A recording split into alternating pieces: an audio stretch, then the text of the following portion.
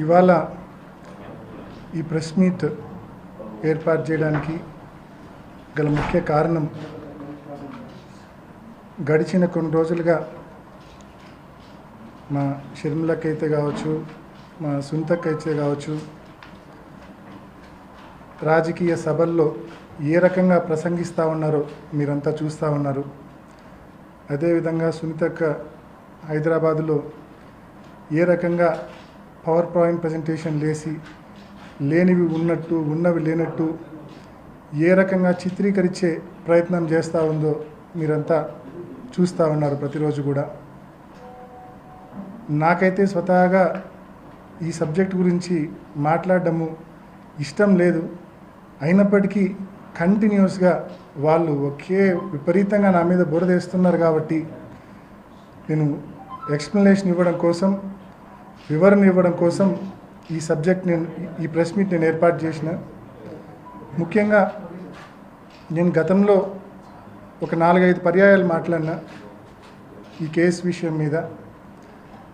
నేను మాట్లాడిన 4-5 పర్యాయాలు కూడా చాలా స్పష్టంగా చెప్పా ఏ రకంగా ఈ కేసులో విచారణ సంస్థ, అదేవిధంగా సునీతక్క, అదేవిధంగా దస్తగిరి వీళ్ళందరూ లాలూచి పడి ఒక చీకటి ఒప్పందం చేసుకొని ఏ రకంగా ఈ కేసును మా వైపు టార్గెటెడ్ ఇన్వెస్టిగేషన్ చేశారనే విషయాన్ని గతంలో కూడా చెప్పా.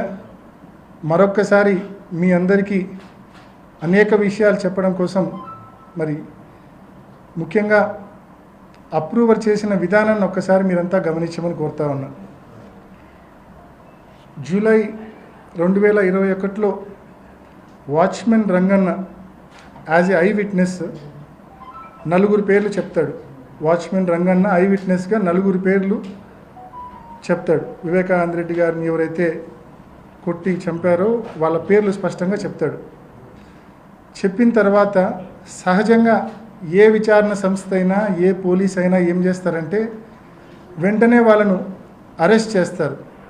అరెస్ట్ చేసి కోర్టులో పర్మిషన్ తీసుకొని ఒక 2 వారాలు కస్టడీకి కావాలా, 10 రోజులు కస్టడీకి కావాలా అని చెప్పి కోర్టులో మరి కస్టడీ పర్మిషన్ తీసుకొని వాళ్ళని కస్టడీలోకి తీసుకొని విచారణ చేసి వాళ్ళ దగ్గర నుంచి ఫర్దర్ డీటెయిల్స్, ఫర్దర్ ఆ కేసుకు సంబంధించిన సమాచారం వాళ్ళ దగ్గర నుంచి రాబడతారు.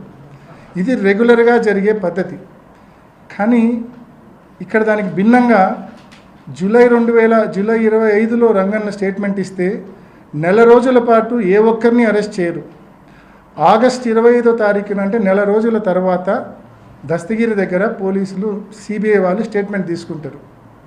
స్టేట్మెంట్ తీసుకున్నప్పుడు తాను స్పష్టంగా చెప్తాడు, తానే ఈ హత్య చేశానని, తానే నరికానని స్పష్టంగా సిబిఐ ముందు వాంగ్మూలం ఇస్తాడు. అయినా సిబిఐ అరెస్ట్ చేయదు. ఇంటికి పో బాబు అని ఇంటికి పంపిస్తుంది. మళ్ళా 2 రోజుల తర్వాత పిలుస్తారు. అంటే అక్టోబర్ వరకు అతను అరెస్టే చేయరు.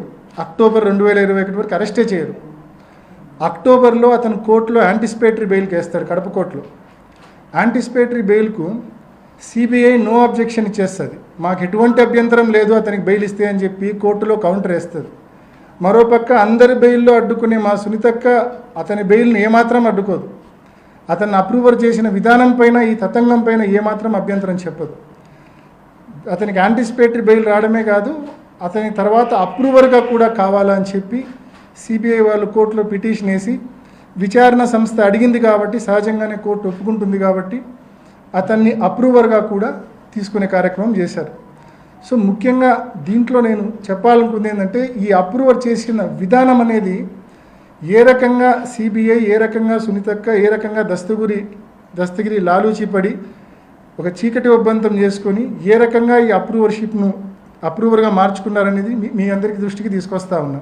ముఖ్యంగా అప్రూవర్ గురించి మనం మాట్లాడాల్సి వస్తే కన్నా సహజంగా ఏ కేసులో అయినా అప్రూవర్ అంటే ఏంటంటే 306(4)A ఒక వ్యక్తి ముఖ్యంగా ఈ హత్య కేసులో అనుకోండి అరెస్ట్ అయ్యి జైల్లో ఉంటే, జైల్లో ఉన్న వ్యక్తిని అప్రూవర్గా మనం తీసుకోవాలంటే అతను అప్రూవర్గా విచారణ సంస్థ తీసుకుంటే అతనికి ట్రయల్ అయిపోయే వరకు, ట్రయల్ అయిపోవడానికి 5 ఏళ్ళు కావచ్చు, 6 ఏళ్ళు కావచ్చు, 7 ఏళ్ళు కావచ్చు, ట్రయల్ అయిపోయే వరకు అతనికి బెయిల్ వచ్చే సమస్య లేదు, బయటకు వచ్చే సమస్య లేదు.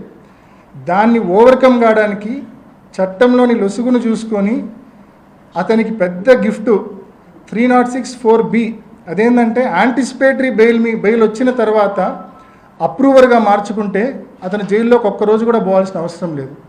సో ఈ మాదిరిగానే అప్రూవర్ చేస్తే ఒక్కరోజు కూడా జైలుకు పంపకుండా శాశ్వతంగా నిన్ను ముద్దాయి నుంచి సాక్షిగా చేస్తాము, ఒక్కరోజు కూడా జైలుకు పోవాల్సిన అవసరం లేదు, కావాల్సినంత డబ్బు ఇస్తామంటే ఇంకా ఎవరి పేర్లు చెప్పమంటే వాళ్ళు చెప్పరండి. ఒక్కసారి దీన్ని విఘ్నతతో మీరందరూ కూడా ఆలోచించమని నేను కోరుతా ఉన్నాను. సో ఈ మాదిరి ఇంకా అప్రూవర్లు చేయడం అనేది ఒక ఆనవాయితీ అయితే కనుక రేపు పొద్దున్న నుంచి ప్రతి కేసులో ఈ అప్రూవర్షిప్ అనేది సరిపోని వాళ్ళని టార్గెట్ చేయడానికి ఉపయోగించే ఒక అస్త్రంగా ఉపయోగపడుతుంది తప్ప ఈ అప్రూవర్షిప్ అనేది వాస్తవాలు బయటికి రావడానికి నిజంగా ఉపయోగపడే పరిస్థితి ఉండదు. సో ఇది అప్రూవర్షిప్కు సంబంధించింది.